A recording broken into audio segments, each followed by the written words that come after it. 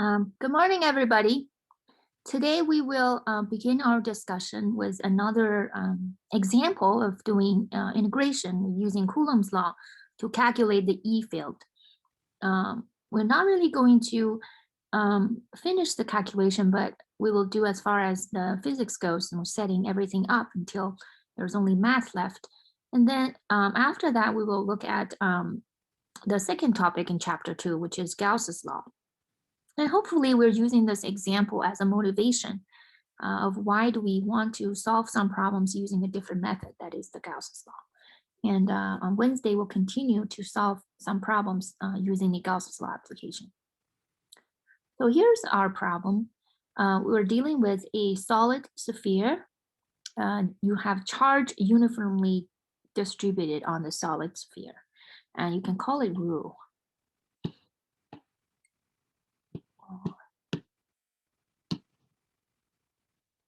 Okay, let me, it's not really writing again with my pen. So just 1 second.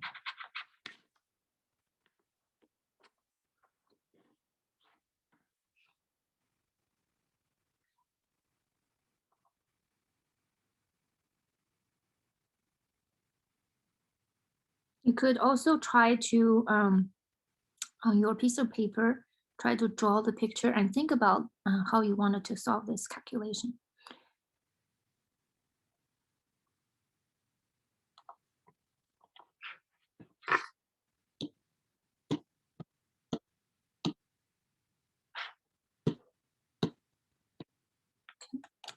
All right.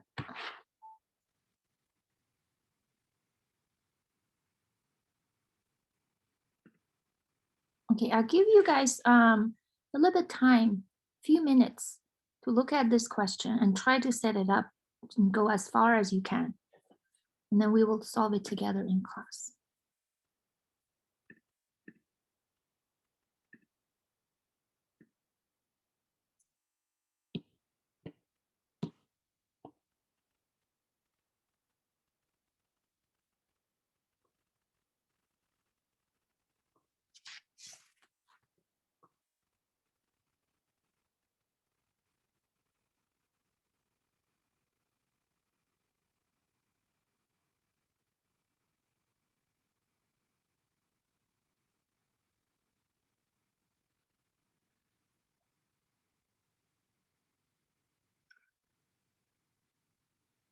I'll ask 2 questions as a guide for you to solve this question. First question is asking us to calculate E field outside of a sphere.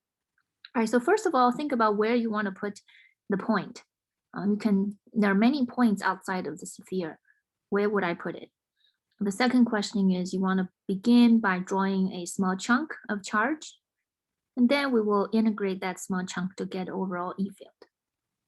And think about the choice of, think about the symmetry that's presented to see if there is any component that that is canceling out, so we don't have to calculate, and that has to do with your choice of where you put your field, where you choose to evaluate your E field. So think about those 2 questions, and I'll give you another minute. Try to set it up.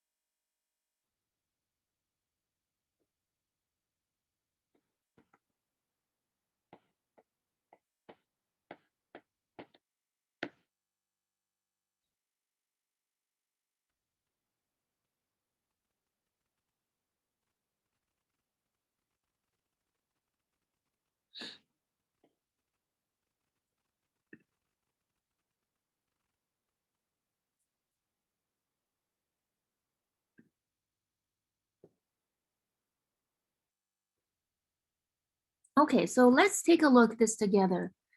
First question is, where do you want to put the point P so that you're calculating E at this point?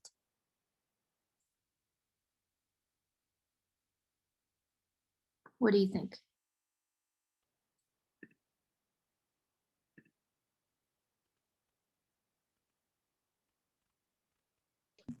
I would put this point some distance r away from the center of the sphere, and this distance r would be greater than the radius of the sphere itself.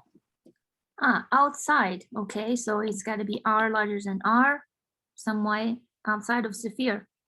Okay, yes, very good. And now I have put X, Y, Z as my coordinates here. These are a particular point. There are still many points for R is larger than R. Yeah, so thank you, Brendan, for saying that. Also, Benjamin said somewhere on an axis that is easier. Okay, we have It wasn't Brendan who said that, it was Hunter. I'm sorry, who said that? Hunter? It was me who said that. Hunter, okay. Thank you, Hunter. I'm sorry about that. Nope, no problem. Okay, so so we could put it on the axis. Is there a particular axis that you want to put it on?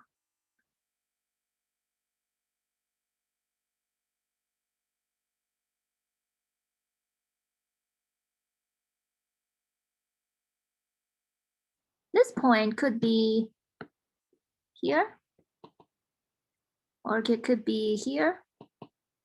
It could be here, it could be here, it could be here. There are so many points.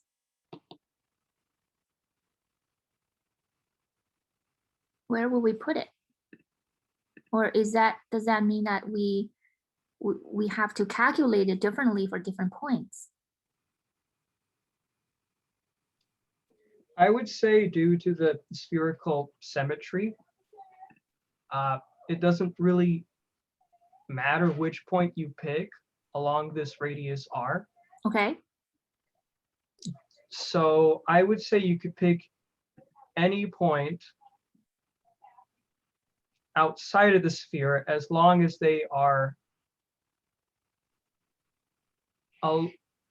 as long as they are a certain distance r away. They're along the same distance away from the origin. Yes, that's exactly what we're gonna do, Hunter. That's very good. You can pick your P anywhere, but we might as well put our P, in this case, X and Y and Z, it's all equivalent. So I'm just gonna put my P in Z. And we argue it doesn't matter where you put your P because due to the spherical symmetry, even if you say, well, I'm gonna put my P here, but then I can always redefine my coordinates so that this is gonna be my Z. And I'm gonna redefine X and Y. So to make sure that always work, you can have your P here, but you can always redefine that to be your Z, right? So that you'll end up having to look at only the P on the Z axis. Dr. Ryan, I'm asking a question as to whether or not distance matters. Because in my head it does. So at some point on the surface of the sphere, when we calculate the electric field, won't that differ in result if we were to take a different point, let's say some distance 2r away from the sphere? The distance also matters. Yes, because you think about it, as you get further and further away from your source, your field should drop, should get weaker and weaker. That's physically that makes sense. So our result, yes, should have a distance as a function in there. So how far you're away from your origin should also make a difference. Did I answer your question? Yes, yeah, you did. I'm just writing notes. Thank you. Okay, so I'm gonna put an argue due to spherical symmetry anywhere is the same. I'm just going to put my P on the Z axis. Okay, even if your P is not, I can always rotate my Z so that my Z is aligned with the P. So here I'm calculating E at this location, and you can see that is going to be my R, vector R. This is the field of interest. Okay, and I can write my vector R as in 0, 0, Z, as in like that. Okay, so the next question is integrate a small chunk of charge. Again, using the symmetry to see which of the component of E can cancel out. So I'm going to draw a little chunk and try to set things up.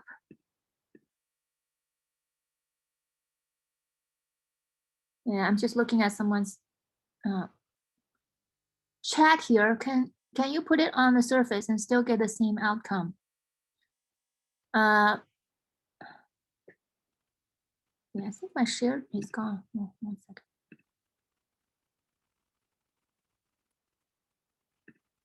Okay, my screen's here. It's asking us to calculate E outside of sphere, so you cannot put it on the surface. It has to be outside.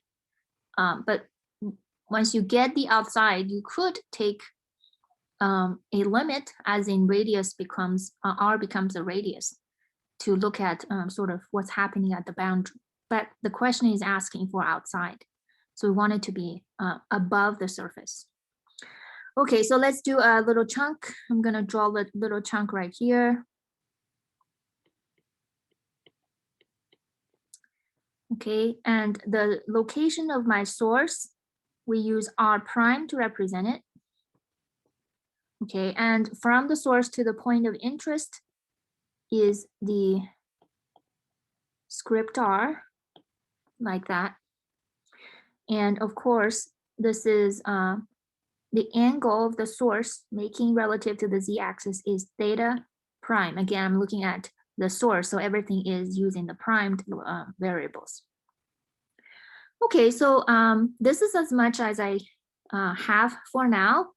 To continue with the calculation, I need to analyze the symmetry, because I know I could not do the integration by integrating everything all together. I need to look at a dEx, dEy, and dEz separately. So by looking at these components, can we identify a few that we don't need to calculate? So that will simplify our calculation. You may have announced this, but this is a positive or negative charge? We can treat it as positive, but it doesn't matter in terms of your calculation or your symmetry, how symmetry works. It will only change sort of in which way your E field points at. For positive charge, your E field will be radiating outward, and your negative charge, your E will be pointing inward. But either way, your calculation will still be the same. But let's just say, for the sake of saying, let's just say it's positive. I think the X and Y components won't matter. Okay. X and Y would not matter. So I encourage, thank you. Is it Hunter, right, who said it? Yeah, yes. I encourage you, thank you very much. I encourage the rest of you to simply imagine you have the sphere in front of you and kind of looking down on it to see, is that true that X and Y all cancel out? And leaving you only the Z direction that you want to calculate. Yes, if it's uniform. Yes, very good. So you can look down on the sphere and you can see wherever you have a little chunk of charge on the positive X, you have exactly that much chunk in the symmetry relative in the negative X axis. And the same thing, if you have something on the positive Y, a little chunk of charge, you have a chunk on the negative Y. So X and Y, they're always symmetric. So in terms of how they contribute to the total field, they cancel out. This is due to the symmetry analysis. So this must be 0, this must be with 0 due to symmetry. Professor, if you're writing, I don't think we could see anything. Oh yeah, that's right. Why am I think I need to update my share again. Just 1 sec.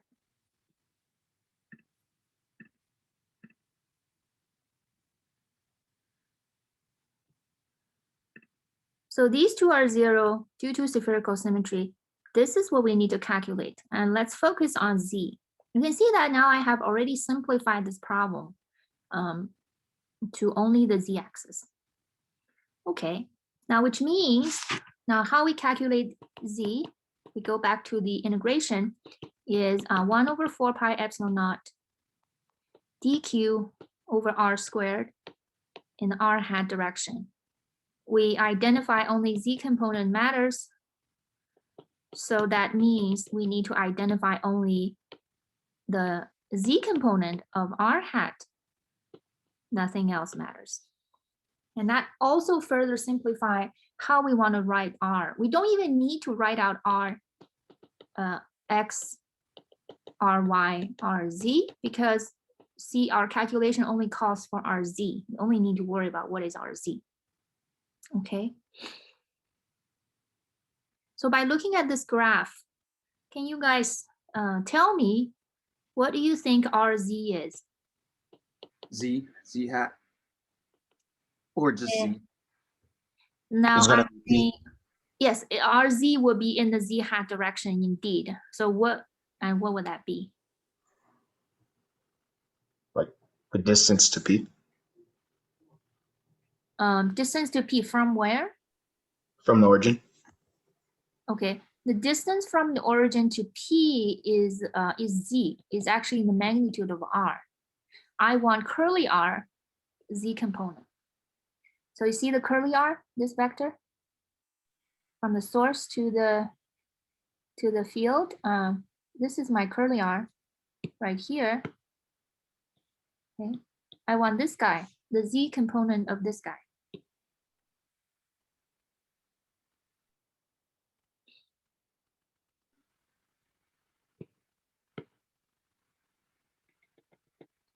Is it R prime minus R?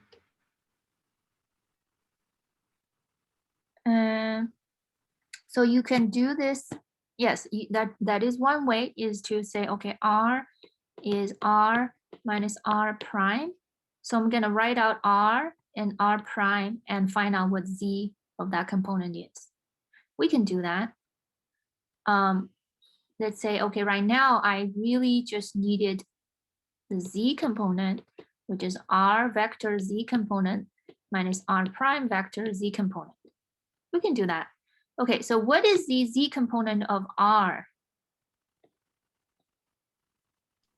It's just Z. It's just Z, it's purely in the Z direction. And what is the Z component of R prime?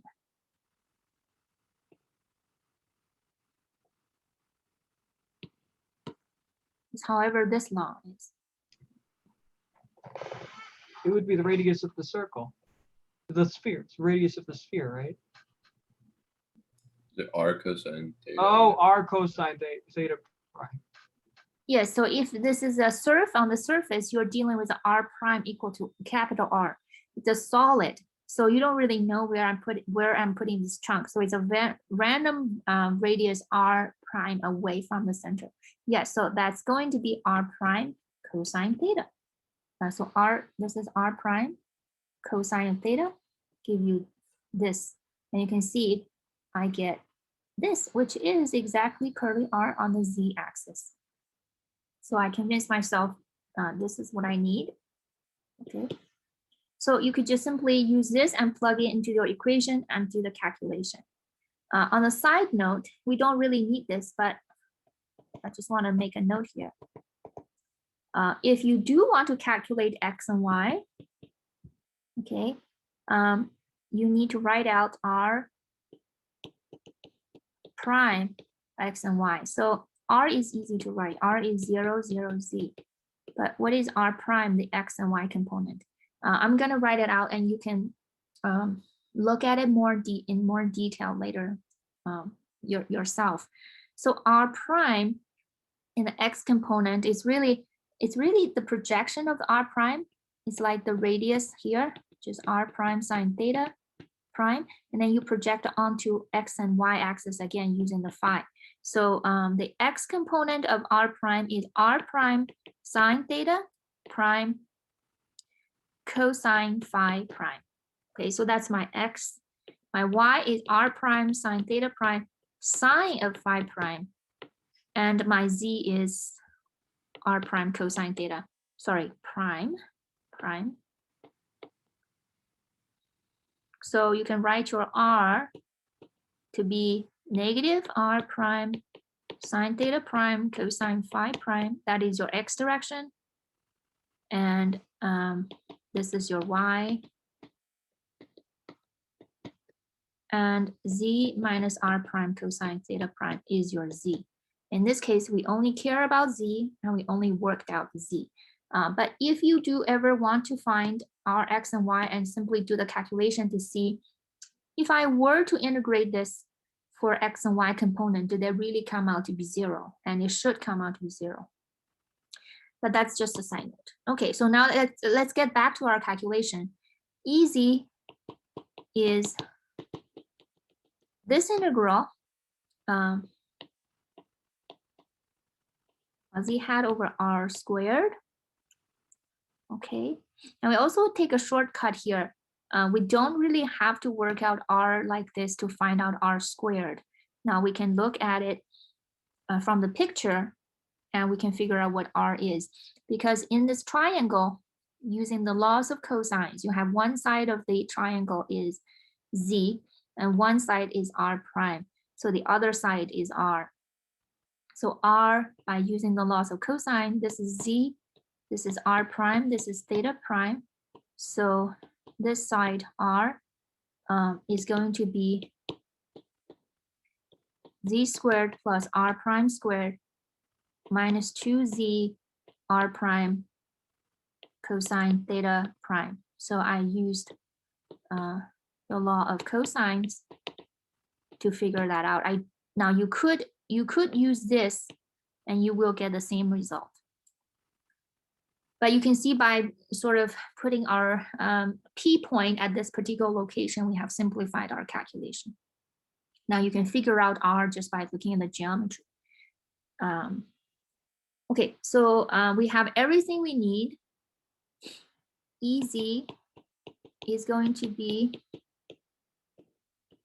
I'm going to write our z hat using our z over r. Okay, our z hat is our z over r. Of course, it's in the z hat direction. So the denominator becomes r to the power of 3, like that. Okay, and then of course the Q is uniform, so charge density times d tau. That's the d tau of the volume in the spherical coordinates. Okay, and then you have done with the recitation you have done, I'm sure you know how to write d tau in spherical coordinates. So it's the 3 sides of this cube. 1 side, 2 side, 3 sides, and each side, hold on.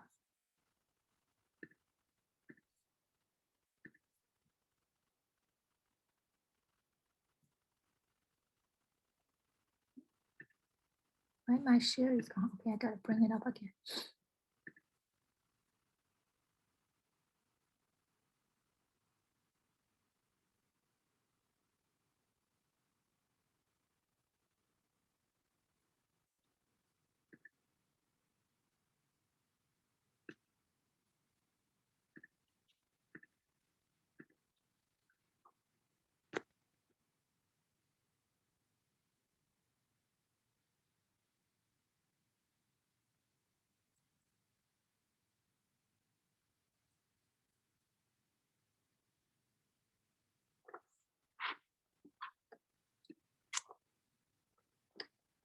Okay, let me unplug this, plug it back in. So anybody would like to tell us what is the volume of this little chunk in the sphere? R squared sine theta dr d phi d theta. Yes, very good. It'll be r squared sine theta prime, r prime squared sine theta prime, and dr prime d theta d phi prime. You guys are not seeing my screen, right? Correct. I have no idea why.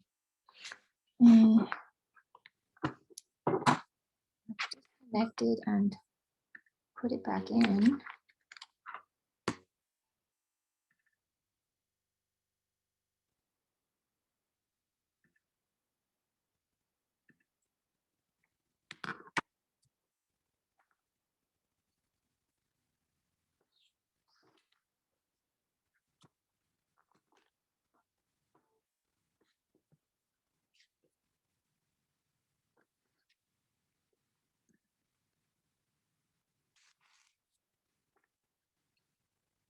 Okay, well, I'm gonna try to unplug this and plug it back in one more time.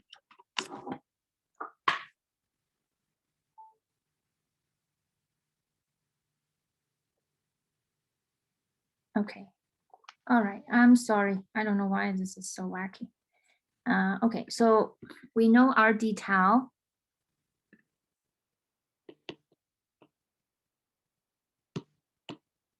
is r prime squared sine theta prime dr prime d theta prime d phi prime. Okay, I know that with everything prime, sometimes it's easy to forget it, and it's common. It's okay if you forget it. Just kind of go back and check if I have all the primed for the source variables. Okay, so now you're dealing with this, putting everything together. We are just gonna stop after we set it up. This is the final expression of your integral that we need to calculate.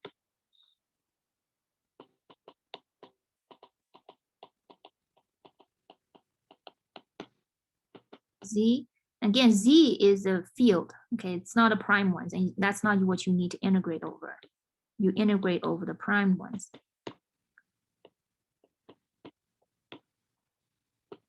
Over this, that is your R. To the, so R is the square root of that and to the power of 3. So this is the integral. The rest of that is math. It's pretty complicated. It can be solved. You can program that into your software to solve it as well if you like. But you can see the process is quite lengthy, and that is already being simplified to do only the Z. You haven't done the X and Y. And if we want to do X, Y, we have to set it up and to verify if that's indeed 0. So my point of this, hopefully, is use this to motivate us to find a better way. And there is indeed a better way, which is using Gauss's law.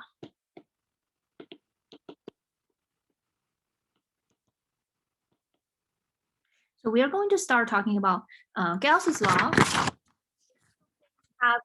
And if you think about this problem, even though I have done all this complete calculation here, it is really something we could have done in our intro physics. It's something after 1520 is something you will be able to solve, because Gauss's law makes things so much easier. So please remind us, anybody would like to remind us, what is Gauss's law? How do we write it in the mathematical format? The integral, or the closed integral of E dot dA is equal to the charge enclosed all over epsilon naught. Yes, thank you. E dot into dA is charge enclosed by this closed surface over epsilon naught. And we have now, by looking at the divergence theorem, we have understand how to look at this as in the total flux, right? So you think about this, you have an enclosed surface, and you have some kind of charge in the middle. The flux of E, you can think about E as in these things, arrows poking out, and counting the flux through the surface is actually decided by how much charge is enclosed by the surface. Or now, this side of the integral, you can use this as sort of your source enclosed. Okay. In other words, that if you don't really cannot see beyond the surface, you're really just counting the flux coming out of the surface. But by counting the flux, you can figure out what is behind the scene, what is actually how much charge is enclosed, and vice versa. You're giving the charge enclosed, you can predict how much, if you're like counting the arrows coming out, you know how much will be coming out of the surface or coming into the surface. Now, Gauss's law is a law of nature, and it can be derived in using Coulomb's law. In fact, in your textbook, Griffiths shows that the Gauss's law follows the Coulomb's law. If you can do this fairly simply, you can do this yourself by yourself. If you can show from Coulomb's law and derive Gauss's law, if you just use a point charge Q and use a sphere, because a point charge Q, the E can be written this way in the r hat direction, right? And your surface, if you simply use a spherical surface, then the area you can also is also in the r hat direction. So the dot product becomes really simple. You can do this fairly quick and you realize that is going to be just Q over epsilon naught is the right hand side of the equation. But it can also be shown for a random surface. So the surface doesn't have to be a sphere. You can have a random surface, and that also works. The Gauss's law is always true, and we will later on as we discover that Gauss's law is always true, but it may not always be the best way to solve problem, or it may not always be useful. But this expression is always true. It's a law of nature. It can be derived using Coulomb's law.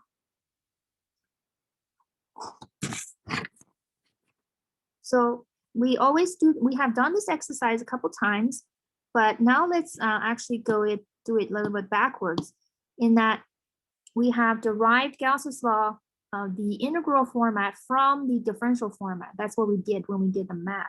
Now let's actually go backwards. We want to start out with the integral format, and what we want to derive the differential format. So we want the differential format of Gauss's law and start from the integral format. So let's start here.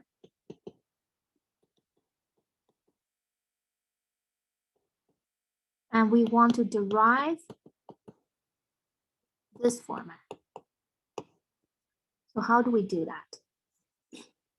We want to get rid of the integration sign. So the left-hand side has integrals, but you can see the right-hand side does not have integrals. So the natural step to take is to make both sides has integral sign so we can get rid of it.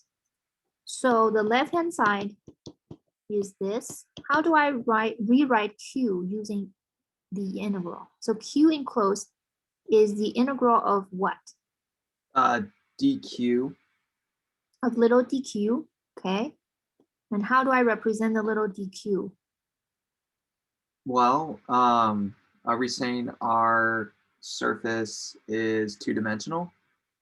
Surface, yes, so it's a closed surface, and that means this closed surface will enclose a volume, right? So on the right-hand side, you're looking at, okay, how many charge is contained in the volume? If we're working at Cartesian, dx, dy, and dz. Mm-hmm. Yeah, so I'm just going to use d tau to represent dx, dy, dz. So is what times d tau gives me charge? Rho. Rho, yes, charge density, excellent. Rho volume charge density, rho d tau gives me the charge. Okay, so I represented the right-hand side with the integral sign. And the left-hand side, I'm going to use, again, the mass divergence theorem. And recall, divergence theorem says the surface integration of some random variable over the surface is equivalent to the volume integral of the divergence of this vector integrated over a volume. Okay, and now I want to make an analogy to this is a sort of a three-dimensional version of something that you are very familiar with. So in case if in the future you forget what it is, you want to be able to find out, you can think of this sort of a one-dimensional situation of that is the divergence is like taking derivatives, right? So it's like taking a derivative with respect to the dimension, the one dimension from 2 points is like your, and you integrate over that. It's really just a matter of what is the function at those to the limits, fb minus fa. Now, we all know this, right? So you can think of this as analogy of divergence theorem is like a 3D version of that. Or if you always remember this, that's fine too. So, okay, so I have done this step, I have done this step.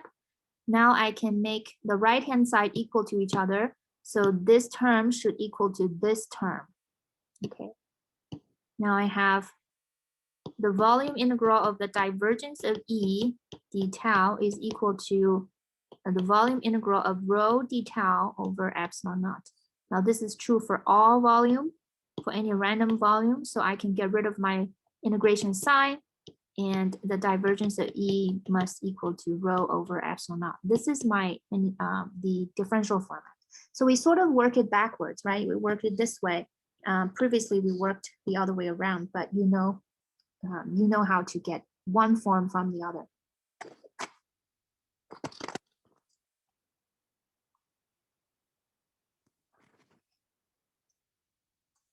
All right. What I want to further analyze the behavior of a point charge, starting using the differential format. Let's say we have a point charge.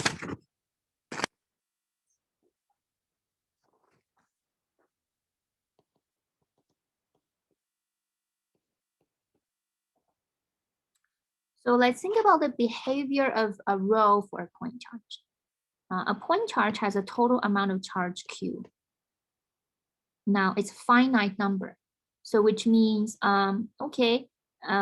Q, if I integrate the density enclosing the volume, then actually for a point charge, I mean, it doesn't matter how much volume I'm enclosing, I should only just get this point charge when I do the integration. So this is a finite number or finite quantity. Okay.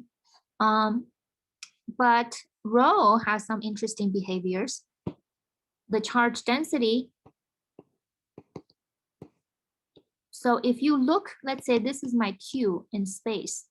If I look here, here, here, here, here, here, anywhere except where the charge is, what is the density here? It should be 0. Yeah, you don't have any charge. Anywhere in space, your density is 0, except where the charge is. And let me just say the charge is located at the origin. So where Q is located. But if we're looking at where the charge, the origin, where the charge is located, my density is what?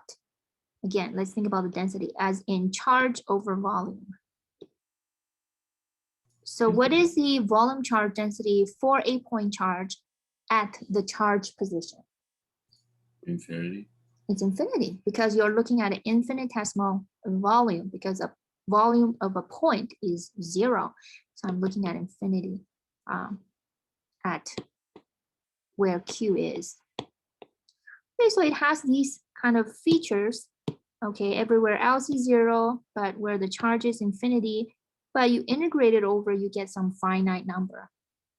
So in physics, we have a behavior that describe this volume density of a charge. And in math, let's think about what kind of mathematical tool can be used to describe such a thing. The Dirac delta function. Exactly, that's the Dirac delta function. It has the same kind of behavior that we're looking for. So recall the Dirac delta function.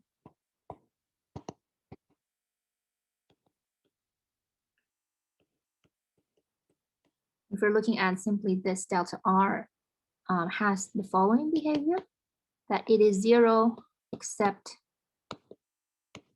okay, it's at 0 when R is not equal to at the origin. It is affinity when R is at 0, but also when you integrate over this delta function, You get 1. you get a finite number. Yes, I get 1, which is a finite number. So it has all the features I'm looking for. And this feature I have here, this feature I have here, finite, I have it here. I think, yes, we can actually represent a charge density of a point charge using delta functions. So let's try to do that. So I'm gonna do rho for a point charge. So this rho actually is a density describing what's the density in space everywhere, right? Everywhere in space, giving a point charge.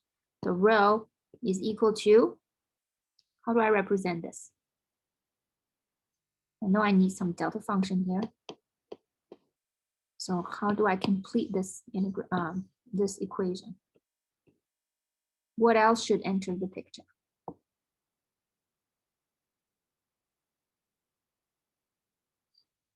This is the density. The charge. Yeah, given Q. So Q should be here. Okay, Q times delta function. So that is the density for a point charge. You can see we sort of forced a volume density on the point charge, because normally we might in intro physics, we're not going to even bother with that, because you may say, well, that doesn't even make sense. You don't have a volume density. You're dealing with a point charge. But if you really want to write it, you can. You just need to introduce delta functions. So if you're giving a line charge, same thing. You can't really talk about volume density for a line charge, but you need to introduce a delta function and your line density. Giving a surface charge density, you need a delta function for a surface charge. So if you have a surface, so let's just do this one. So this is a point. We're gonna go upgrade our dimension one step at a time. Let's say one dimensional lambda, a line charge. So then you need density for a line charge, giving a lambda would be lambda. You need a 2-dimensional delta functions. Now, if you're dealing with a 2-dimensional surface, then you need a 1-dimensional delta functions, so that they always match up with your units here. Okay, so but those we sort of already talked about it when we do the math.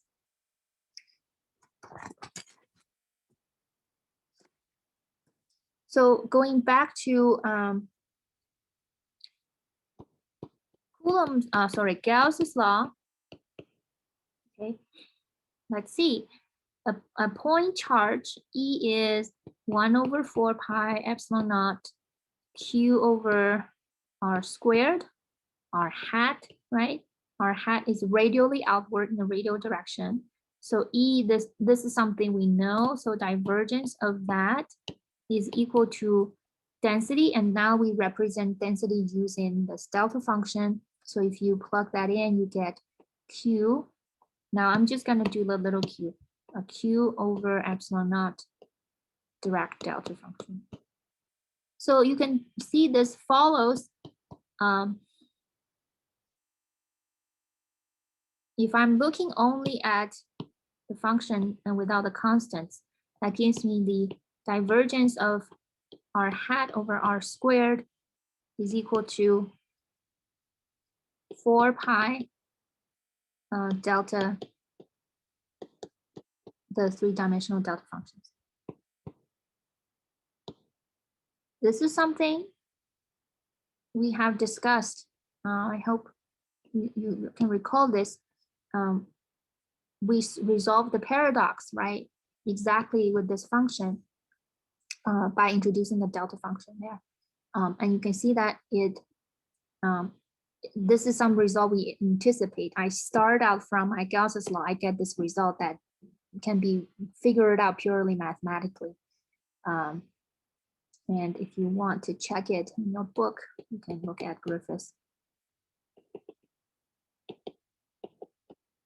This equation there. Okay. All right. So I have said a lot. Now we have a few questions we can do. Some clicker questions help us understand these concepts a little bit better. But before I do that, I want to simply just show you a couple things, just some method we are, how we're going to approach the divergence. So looking at this, to do the divergence of something, okay, to do the divergence of something, there are, I'm going to show you two different methods because those two methods might be helpful when you answer the questions. There are two ways to calculate the divergence. One way is to do it in the Cartesian coordinates. The other is to do it in your integral, in your spherical coordinates. So there are two methods.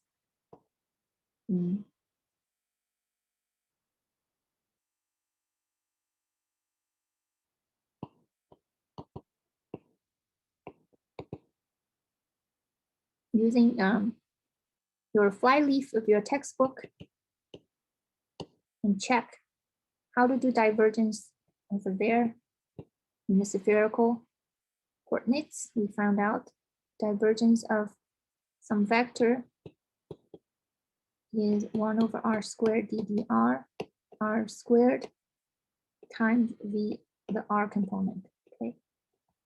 Okay, and in this case, my r is purely in the r component. So VR is r squared. So we have done this already. If you remember, that's 1, so that's 0. Okay, so the divergence of this when r is not equal to 0, the divergence is 0. I have probably seen this.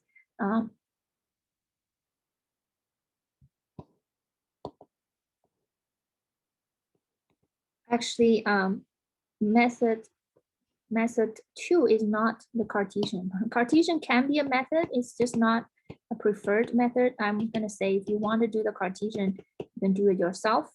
I'm not going to show it here. Method 2, use an identity, is r hat over r squared can be written using r vector divided by r cubed.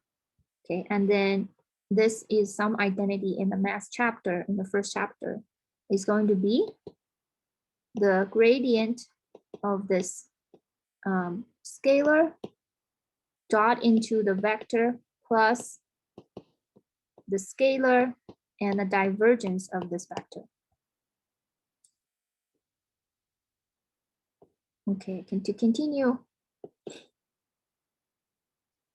this is going to be this. Okay, and this, if you have looked at the activity of your recitation, you can always refer to recitation week 2. This is the first term. Okay, dot into r hat. I'm gonna write r vector using r hat. Okay, r magnitude and r hat. And the second term, divergence of r. So what is the divergence of r?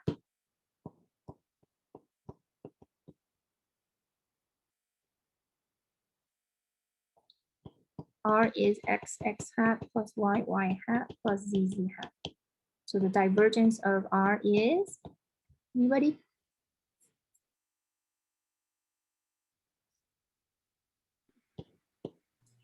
dx plus dy plus dz.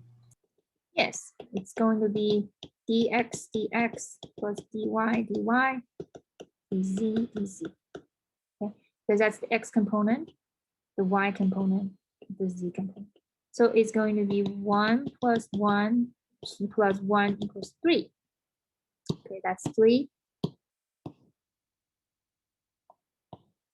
So you can see my first term becomes r dot into r becomes 1. I get 3 over r cubed plus 3 over r cubed. I get 0. Okay, so this method give me 0. This method give me 0. Now Cartesian, you can do it by yourself. It would be a fun exercise and to see if you get 0. Okay, so my divergence of the left-hand side is 0 at r not equal to 0. That's not surprising. Okay, all right, so that's just some method that you use to calculate divergence. Hopefully that will be helpful when you're dealing with our questions here. So now I have a question for you. Take a screenshot of this. Now I'm giving you an E field. Okay. I'm asking you about the charge density. Now, because we just talked about the differential format of Gauss's law, given density, you can find E. Given E, you should be able to find density. So, what is the charge density here? I will assign breakout rooms so you can accept when you see the prompt. Give you a couple minutes, okay?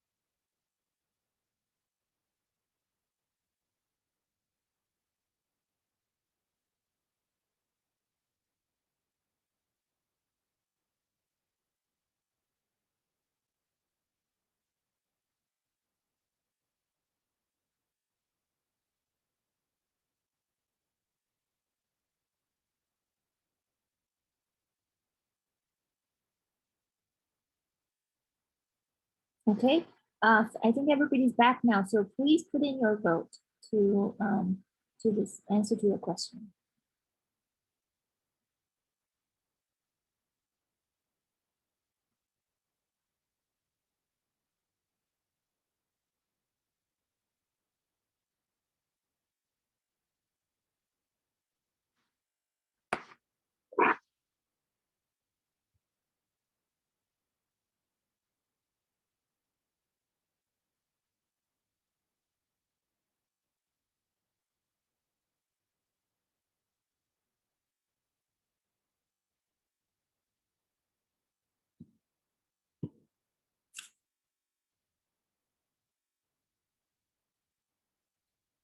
Okay, all right. So let me share the results with you. I gathered this vote already. Here are our results. We kind of pretty much tied between A, C, and D, D and B. Yeah, okay. Okay, so anybody would like to share with us that how they calculated the charge density? I'll share. Okay, thank you. So the way I calculated the charge density was that I used the differential form, right? But so I plugged in E into the differential form for Gauss's law. So I had the del operator dot C r hat over epsilon naught, and I set it equal to rho over epsilon naught. Okay. So the C and the epsilon are constants. You can just take those outside of the del operator. Okay. You would just have del dot R. So del dot R is equal to 3, because when you calculate it, you know, from when we calculated it from before, it's equal to 3, right? So we would have Okay. 3e over epsilon naught equals to rho epsilon naught. The two epsilons cancel, so your charge density would be equal to 3c. So I pick option C. Okay, very good. Anybody agree with that? Delta dot R, del dot R is 3. Did you, Hunter, did you calculate it in the Cartesian coordinates? No, I did not calculate in the Cartesian coordinates. I just remembered that the result was equal to 3. Okay. Yes. Okay. So we did it in the Cartesian coordinates. Okay. Yes, that is correct. This is 3. Rho is 3c. I can show you now. Let's look at a different method. Let's say we're gonna do it in a spherical way. Now R is x hat, y hat, z hat, right? So del dot R we just did is we did this at 3. And let's look at if we do the spherical coordinates, that R is R times R hat, right? This is it's in the R hat direction. This is the R component. So you could do this as well. It's going to be 1 over R squared ddr R squared, the R component of your vector, in this case is my R, okay? And that's 1 over R squared d dr R cube. Okay, so when you do derivative of that, you get 3 R squared, and we got 3. Okay, so no matter which way you use, which way you calculate it, you do divergence of R is 3. So my density would be 3C. It's a constant. It's actually a constant volume density. Very good. Okay, now one more question.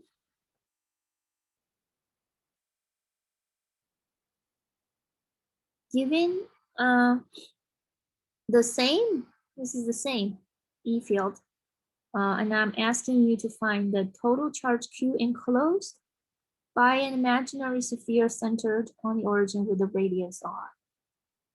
Well, try to see if you can find it in 2 ways, but as long as you can find one way, that's pretty good. And again, make sure you record the question before you go to the breakout groups.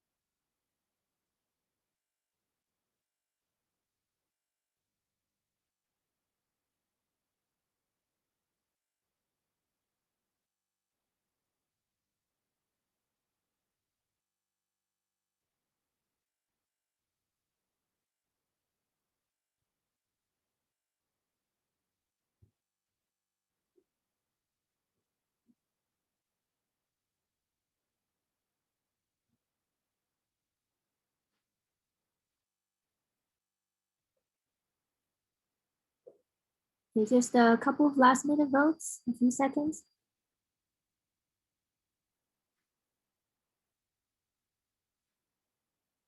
Any last minute vote? Okay, thank you. Let's take a look at our results. This time we seem to be in more of agreement. And B seems to be most popular answer, and the next one is C. Okay. All right. So we can find it in two different ways. I want to see if anybody would start us off with one way. Which method that you use to find the result? Two. My partner Audair and I, we figured out you can do it with the integral. Okay. So what Yes, are we integral. integrating over? E dot A. You integrate over R, just to R. Oh, okay. Thank you, Nicholas. So integrating for the charge density over volume, right? Oh no, I was talking about Gauss's law. Oh, okay. All right. Gauss's law.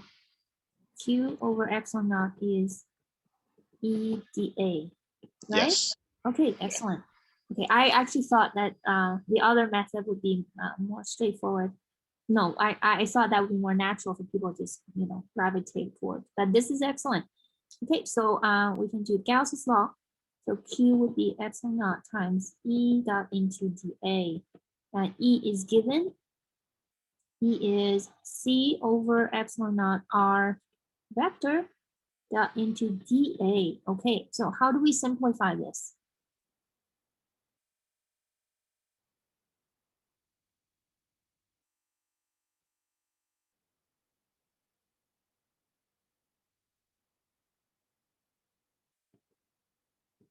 This cancels out. Right, you need to construct a dA vector. A, okay, R, first of all, R is in R hat direction. So I'm gonna write this using R hat. The A is in what direction? It's also in the R hat direction. Yes, the A is also in the R hat direction. So I'm gonna write its dA area R hat. So R hat is 1. So it's really, you're doing, and you're dealing with, again, we're dealing with a particular radius. So I should have replaced that with capital R. Okay, so C capital R integrating over the entire area. So you can see that this is the area of a spherical surface. You get 4 pi R squared, right? We already know that. Okay, so we have CR times 4 pi R squared, 4 pi CR cubed. Okay, so that's one method. And it's D. Another method. Now, by looking at some of the choices for the 4 over 3, I suspect people had used the volume of a sphere. The volume of a sphere is 4 over 3 pi r cubed, right? Okay, so I want to know what is the Q inside this volume is uniform, so it's going to be rho times V total volume. Okay, rho is given. Volume is something we know. And we get 4 pi CR cubed, right? The same results as before. They give me the same result. Okay, so for those of you who choose C, I suspect that you just missed the 3 in front of this. That's why you probably didn't remember to cancel that out. So yes, D is the correct answer. Excellent. Okay, a little bit time left. I want to give us sort of just like kind of like a heads up of what's coming up next.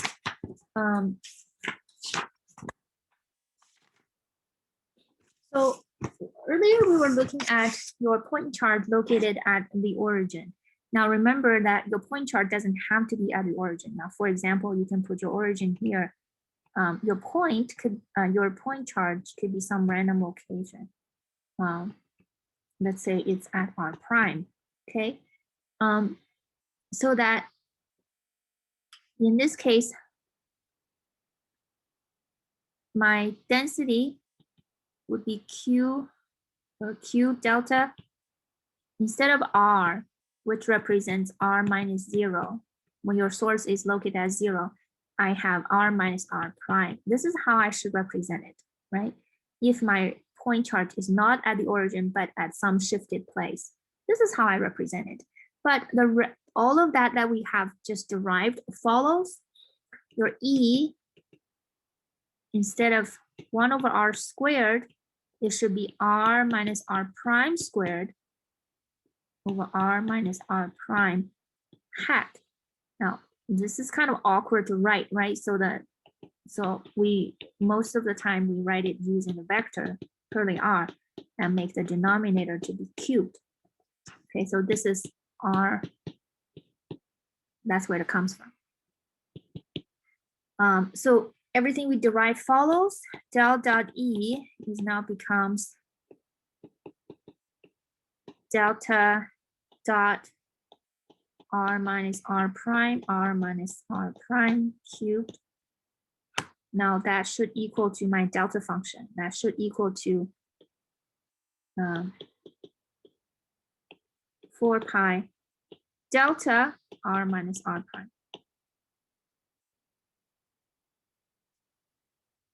Now, from here to here, you could verify this yourself in Cartesian coordinates. The calculation is a little bit lengthy, but it's not hard.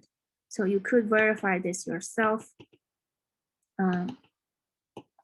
Simply, what you're really verifying is that when you do the divergence, it should be 0 when R is not equal to R prime. So when you do this divergence, you should get 0.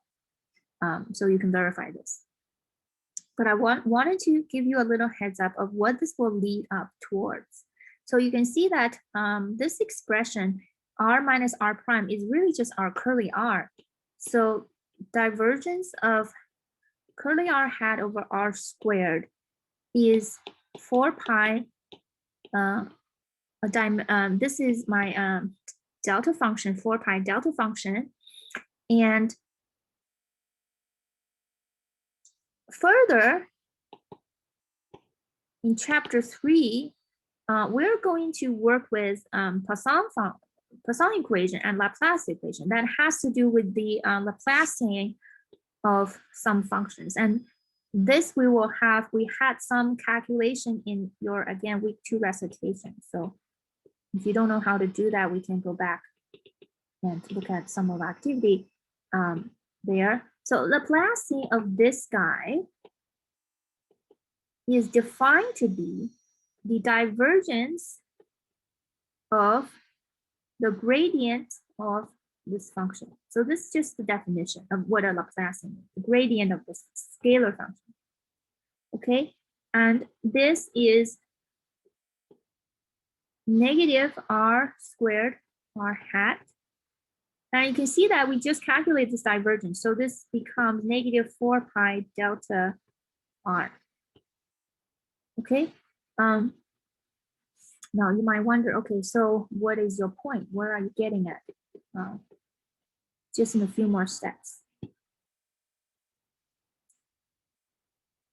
My point is that note from intro physics, again, I'm going to call this a side note, that E is a gradient of V in potential.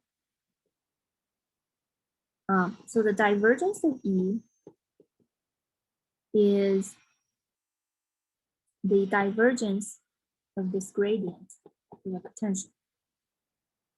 Okay, and the divergence of E is rho over epsilon naught, and the divergence of the gradient is the Laplacian of a V. So this is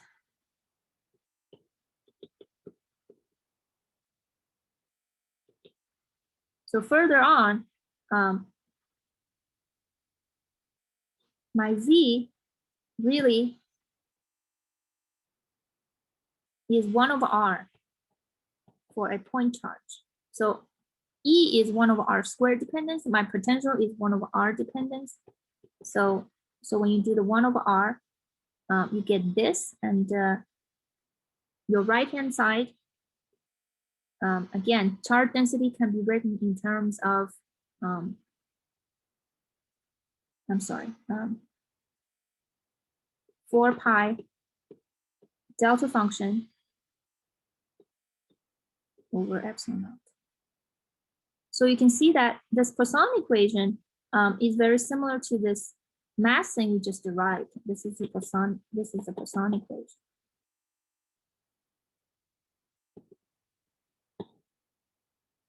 When you don't have any charge density, when rho is 0, the Poisson becomes a Laplace equation. So in chapter 3, we will spend all our time solving the Laplace equation. But this is really just sort of a heads up of what's coming up next. It's a side note. The importance of this lecture is you need to know, given the E, you should be able to find a charge density rho just simply by taking the divergence and vice versa. And Gauss's law is always true for any kind of surface. So continue with our next lecture. We will spend all our time doing Gauss's law calculations and really be able to appreciate how simple it is to do Gauss's law calculation to get our E field. All right, so that's all for today. I'm sorry I went over for a couple more minutes. I will see you guys on Wednesday. Thank you, Dr. Ryan. Thank you all. Bye-bye. Thanks, Dr. Ryan. Yes, thank you, Dr. Rain. Thank you. Bye-bye. I have a question, Dr. Ryan. Yeah, go ahead.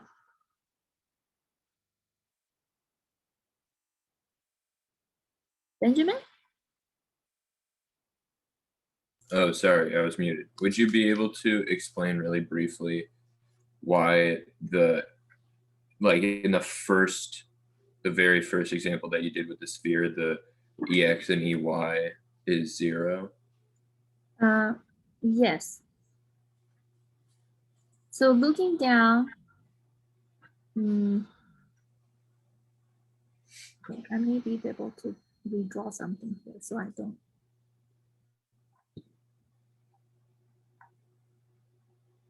XY is the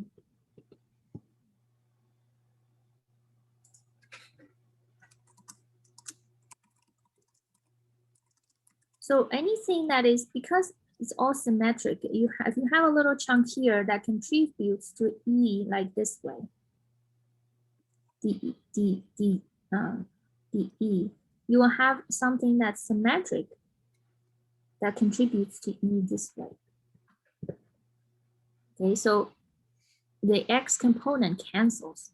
Likewise, if you have a little chunk here that contributes to your E this way, you must have another way that's symmetric exactly on the negative Y that contributes to your E this way, so that the Y component cancels, leaving you only the Z component.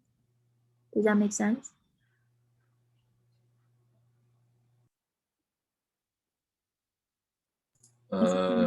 Yeah, that makes sense, I guess. And the reason why the Z doesn't cancel out is because we chose a point like on the Z axis. Yeah, it all has a Z component, but you can see Z is nothing unique. Z in this case, Z is equivalent to X, is equivalent to Y. We just call that direction a Z direction, right? Right. You could have called it X direction. In that case, then Z and Y component cancels out. Right, okay, that makes sense. It's all Okay. the spherical symmetry. Okay. All right, thank you, Dr. Ryan. No problem. Thank you. Bye.